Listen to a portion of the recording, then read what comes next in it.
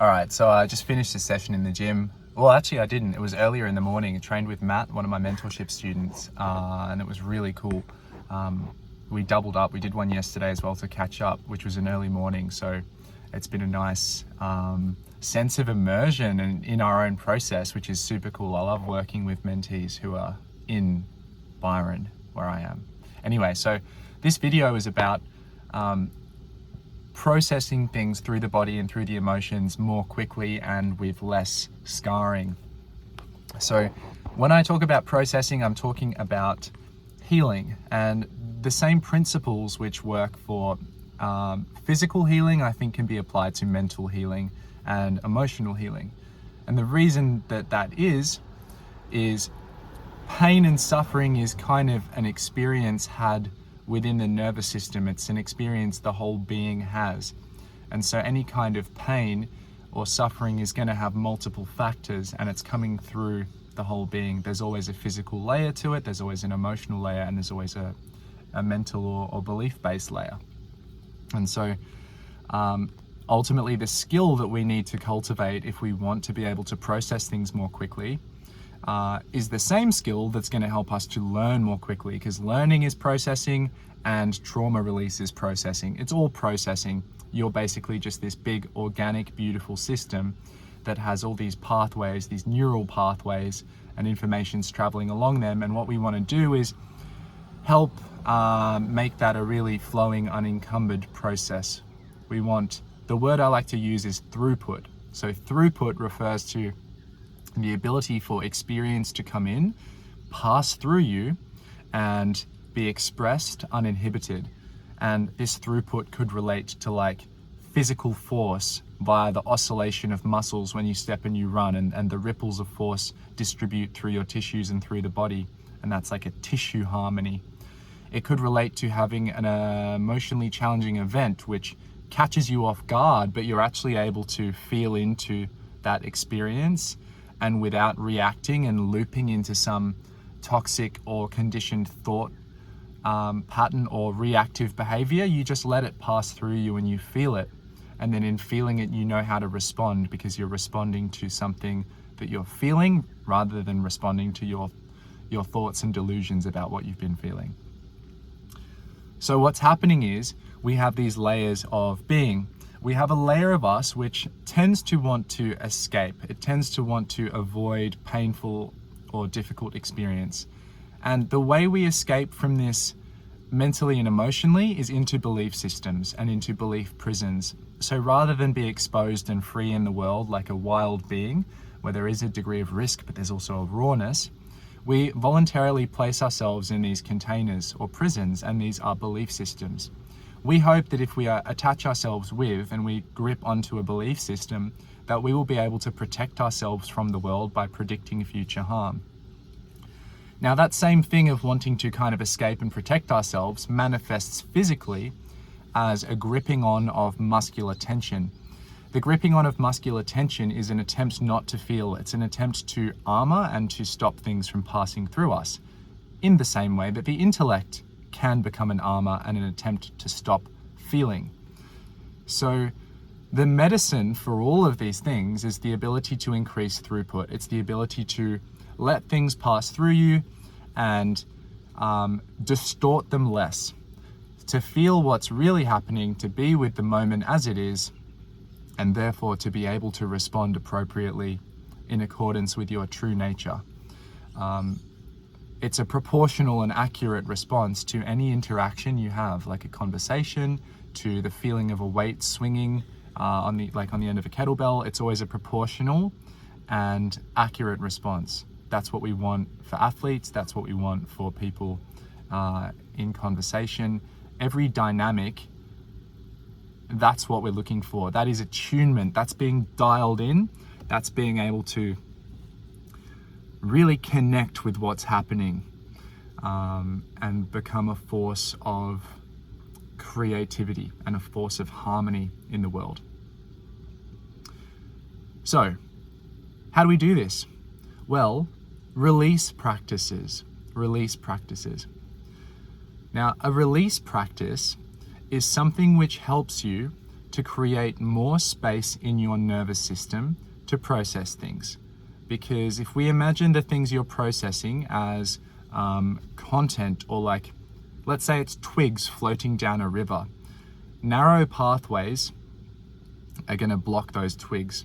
Or let's say that it's like there's a toxicity to unprocessed or challenging stuff. It's toxic until we process it, and then it's not toxic, it becomes a gift. But in the moment of the challenge, of the pain, of the suffering, it feels toxic because we don't know how to interact with it properly, and it becomes toxic to us.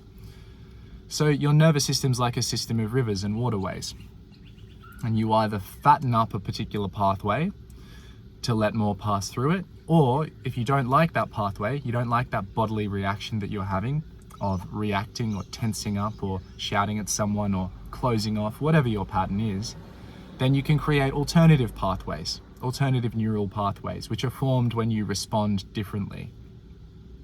So a release practice creates more space in your nervous system for you to hold experience without needing to default and quickly knee-jerk to the same old dysfunctional pattern, which used to be functional but isn't functional anymore.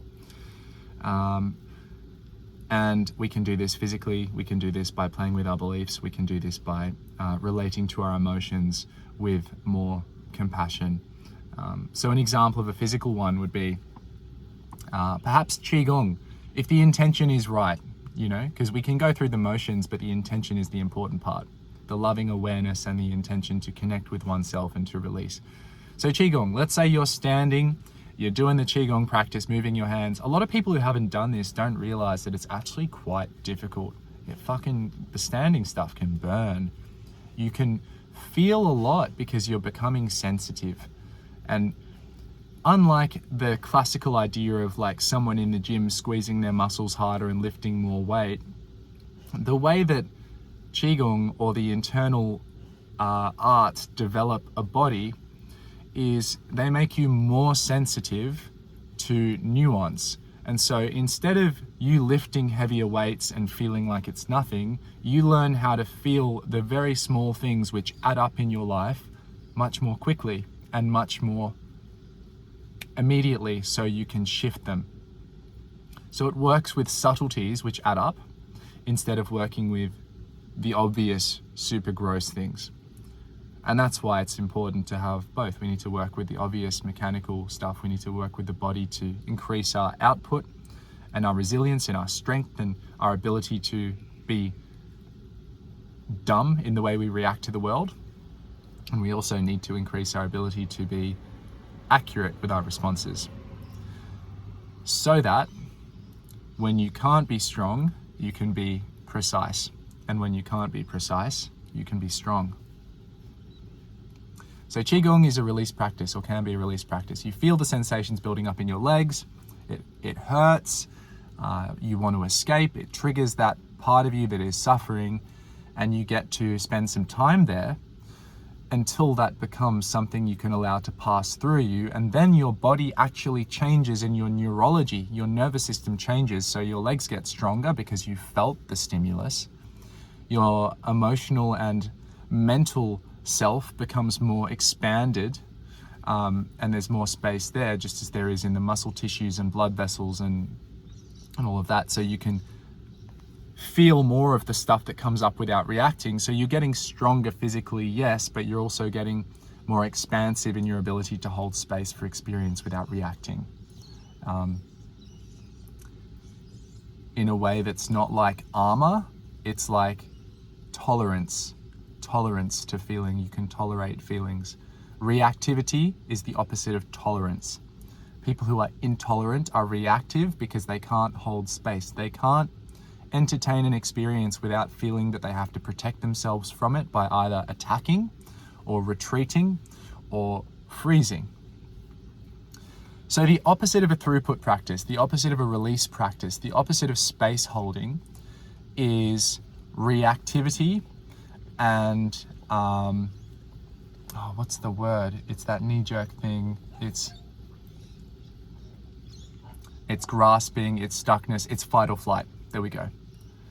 Fight or flight, and there's also the variations of freeze and fawn, which are like, don't move at all and make friends with the threat, they're all reactions the nervous system defaults to when it doesn't know what to do.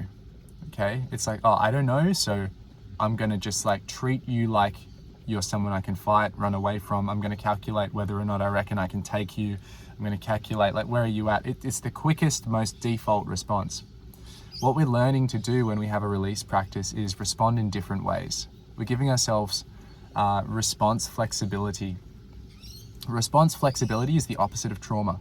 Trauma is when you can't respond flexibly because you're so stuck in an ingrained fight or flight response that your neural pathways, you default to the big open channels and you're not able to choose those different streams and rivers to explore, diluting the pain and finding other ways to express it.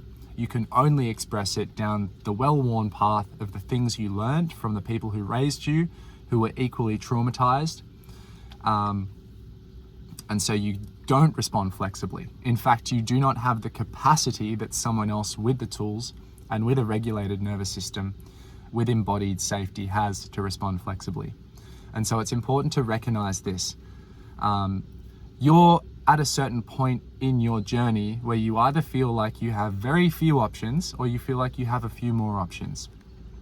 And I want to assure you that no matter how desperate you feel in life and no matter how much pain you're going through, no matter how much you think you either need to die or want to die or are afraid of dying, and that's an extreme place that I've felt too, there is flexibility, but you have to be willing to be so gentle and expect so little of yourself in the first step, in the first instance.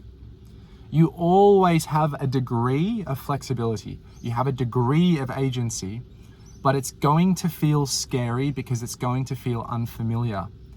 And it's this beautiful, beautiful thing, which Terence McKenna says, or said, there's a precursor, but he says, you hurl yourself into the abyss and realize it's a feather bed.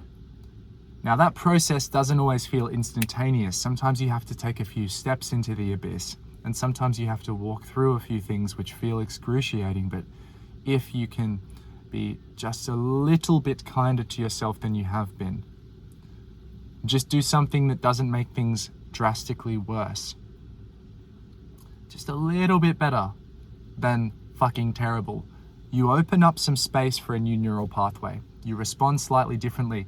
And you have to be sick. You kind of have to be sick of responding the same way. You kind of have to be in enough pain that you're going to respond differently this time. That's what learning is. It's responding differently to a situation which looks very similar.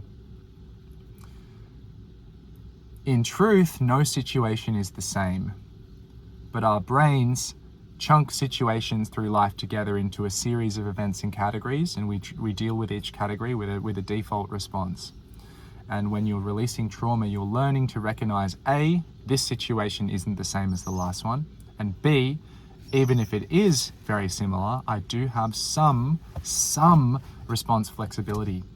And you have to take back just a little bit of your power if you want to get more power. And if you don't want to take it back because you haven't suffered it enough yet and you're not ready, that's okay, but you're going to stay a little bit longer.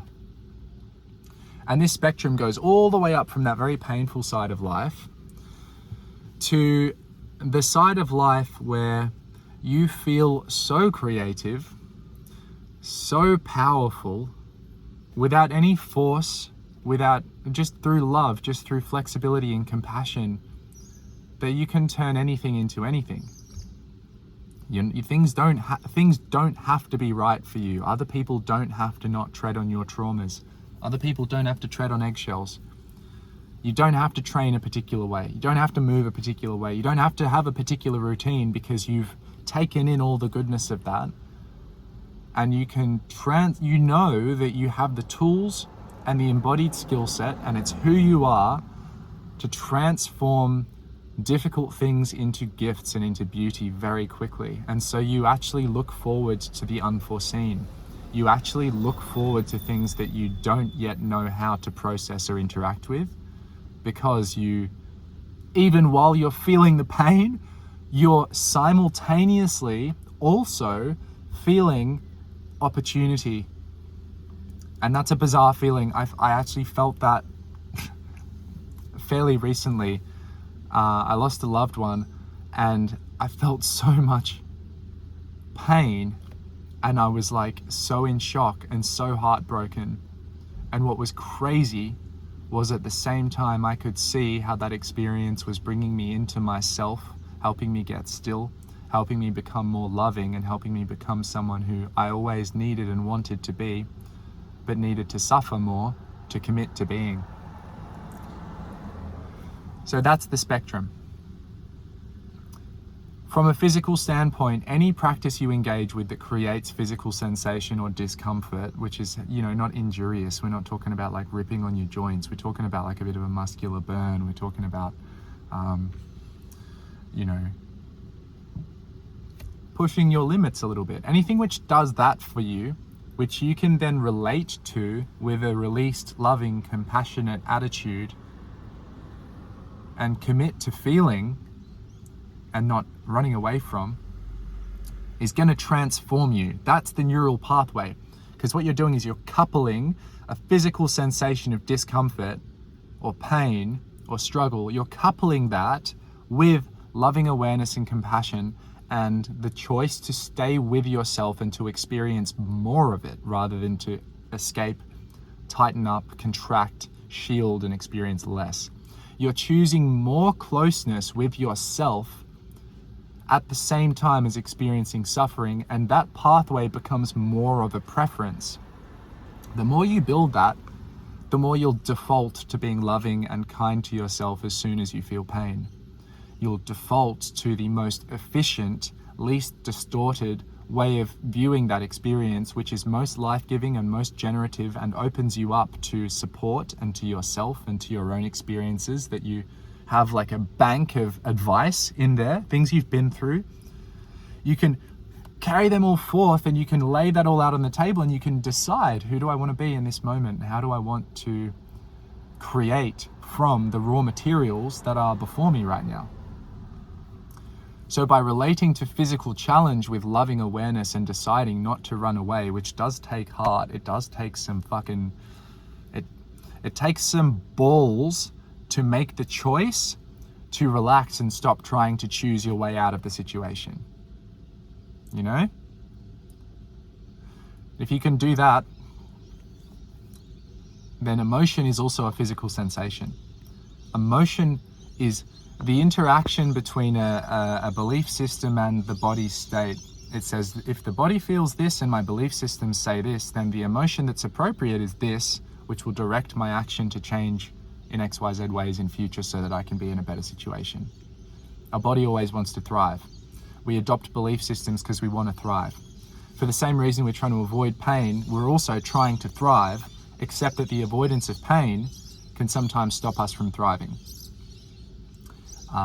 Because pain is part of the experience and we have to deal with it more quickly in a more appropriate way, not pretend it's not there when we feel it and act like it's not. That's the difference. You don't want to get rid of pain. You don't want to deliberately put yourself through injury, but you do need to feel pain when it's there, because if it's come up, it's showing you something. So an emotion is a physical sensation combined with a belief system. And if you can relate to physical sensations with loving awareness and compassion, then you're also relating to emotions and belief systems with more loving awareness and compassion from your body. It's like you can stay with your body and then you know what that compassionate lens or way of relating and feeling feels like, so you can then explore from that pathway, kind of creating a few new ones to relate to more things in that way from a state of safety in your body. If you know how to love one thing, it's easier to love something else. The more things you know how to love, the better you get at loving everything. The better you get at loving everything, the more everything gets to experience itself through you and in your body as love, and the less things you need to run away from, and the less things you're afraid of, because your history has told you that you're That's what you create. You create love. So I want to be clear. Training into discomfort, allowing discomfort to pass through you, not distracting yourself, but also not torturing yourself. Think about how you would sit with someone you loved who was experiencing discomfort that you knew would help them. If you knew that what they were feeling would eventually, if you had deep faith and trust and evidence that when someone feels something painful and difficult like what they're feeling, it's going to become their greatest gift. And you also had patience towards that person to know that they didn't realize that yet and you couldn't force that process. How would you relate to them? How would you hold them? How would you put a hand on their back? What would your vocal tone sound like speaking to them? What kind of eye contact would you make? What kind of presence would you want them to feel as they go through the struggles to become this beautiful, powerful person, even though they haven't realized that yet? If you can do that for other people, you can absolutely do it for yourself. And the more you can do it for yourself, the easier it becomes to do it for other people, and experiences and practices and places and everything you interact with.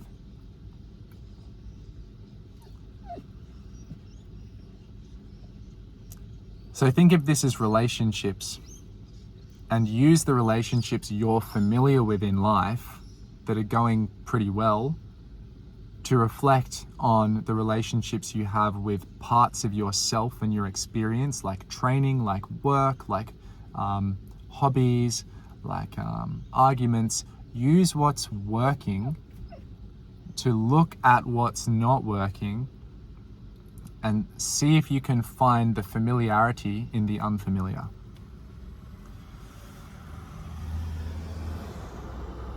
We find familiarity in the unfamiliar a lot. It's just that often we're finding familiar fears in the unfamiliar rather than finding familiar gifts in the unfamiliar. So this whole process is a where are the gifts? Where are the gifts? Now, it's always hard to see the gifts immediately when something really different and really hard comes up. And in that case, just revert to looking after your body. Just trust that when your body is fulfilled and nourished in the best way that you know how, through great food that you have given yourself time to enjoy and sit with, through relationships and conversations that you enjoy that make you feel energized and full, through sleeping well and sleeping peacefully, giving yourself a nice bedtime routine that you like, through moving, getting outside in the sun, feeling the wind on your skin, feeling the elements, restoring your body's vitality. Trust that when you do all of these things well, it's going to be easier for you to experience yourself abundantly and in a thriving state, and therefore look through a thriving lens. Remember, the body and the belief system form the emotion. The emotion is the filter of which things we notice about something and how it feels to us. So you can alter your belief systems and you can alter your body. Sometimes you can't change the belief systems much or you're out of your depth there. Go to the body. Sometimes the body is not in a position where it feels like there's much leeway or where you can do too much for it. Work with the belief systems. But know that they're tied. Know that when you're looking at the belief systems from a depleted physical state, you're going to notice different things because you're depleted. Know that when you're looking at the belief systems from an energized state, you're probably just not going to need the belief systems as much. You probably just won't care as much. So we're always looking through a filter. We always have this lens through which we're feeling things in a particular way. We have a lens. We're not seeing what we think we're seeing so much of the time. We're really not. it's all colored by how we're feeling. It's colored by thoughts, sensations, and all of these things. And all of these things are subject to change, and they do change. And when you start noticing the changes, you'll realize that.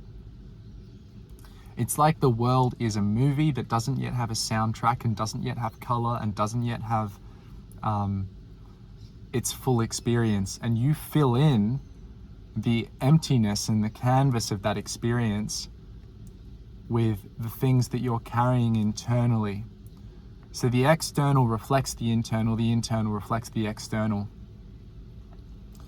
Taking care of your body is vital in being able to let go of belief systems, and identifying belief systems will help you in taking care of your body, because the belief systems exist to help you feel safe. Your body wants to feel safe. When the belief systems are creating conflict that you feel via emotion between your physical safety and the idea of what's right and what has to be done up here, that's the disharmony, that's the emotional pain. When the belief systems are supporting the body, and the thriving body can help to select belief systems which reinforce even more thriving, then when you feel pain or struggle, it's just pain. It's like there isn't an emotional torment. You're not split within yourself, right? You're whole. Your body, your mind, they're married. They're together. Your mind is in your body is in your mind. Body and mind are one thing. Mind is kind of everywhere. It's kind of a felt thing. You're kind of walking through it because you know that it's all a projection. You know that it's what you're seeing as physical and feeling as physical is also colored by your mind. They really are the same thing. You're in this fucking crazy hologram that is so real and yet so subject to change, and that's the quantum mystery of it all. So I don't want to get too tangled up in stuff here. I don't want to get too confusing with this rant. I don't want to lose you guys. Taking care of the physical basics is fucking vital in letting go of belief systems. When you're clinging to belief systems too hard, you won't feel like you can change your responses too flexibly. You probably won't feel like you can be a different person because you want to. Be spontaneous. So change, learning, spontaneity, responding to things in a new way, creating new things out of the same old stuff, that all comes from feeling safe in your body and looking at belief systems, because when you're feeling safe, you're going to start noticing which ones you have, and you're going to feel emotions, they're all going to come up, and then you can let it go. But from the safety, you can then eventually stop messing with the belief systems, and you can just let them drift off into the sky and let whoever wants them have them. And then you can be who you want to be in the moment because you want to be. And it's like that childlike ability to just fill the world with imagination, except that it becomes true because you have the energy and you've got the body to make it true. And you're not in your own way. There's no inner conflict. You're not fighting yourself internally. Instead of lifting internal weights in your own soul, you can lift the external weights of actually like creating interesting stuff in life, whether it's a business, whether it's building a house, whether it's like helping someone in the community. It all comes back to energy efficiency in yourself and throughput. You want to remove the blockages to the things in your way, and sometimes those things are your beliefs about yourself. Sometimes it's just that you're not looking after yourself physically. Your emotions aren't problems. Your emotions are great indicators. Emotions are energy in motion internally through your body, just like biomechanics are limbs in motion. So emotions are like energy and hormone mechanics, and biomechanics is like a foot and a knee and an ankle, but it's all systems, and we need flow, throughput in all of the systems. We need them to work together like a collaborative family. And that loving, compassionate energy and that fun and that joy and that play is the core of it that ties it together. And the more you can access that state and then look from that state at the things that have troubled you, the more you can transform the things that have troubled you, and you can teach those troubles and teach that suffering and teach that pain how to experience joy, because you become at home and you become the magnet in the space of love, joy, embodiment, groundedness, which doesn't really have much of a dialogue. It's a bit more sensory, it's a bit more in touch with the more basic layers of physical reality, and it helps you to drop out of your head and drop out of your distorted filters about the world and connect in a more energizing way. What a rant! What a fucking rant. I hope there's something in there for you. Love you guys. I had fun doing this. It's important to have fun where you do things, and it's important to just roll with what comes out. Let that be where it's at for the day. Let there be messy loose ends, because those messy loose ends to you, to someone else, are going to be really, really received well. So I hope that's what happens here. And I'm going to go eat some food now and enjoy my day, do some work. And I hope you have a beautiful day as well.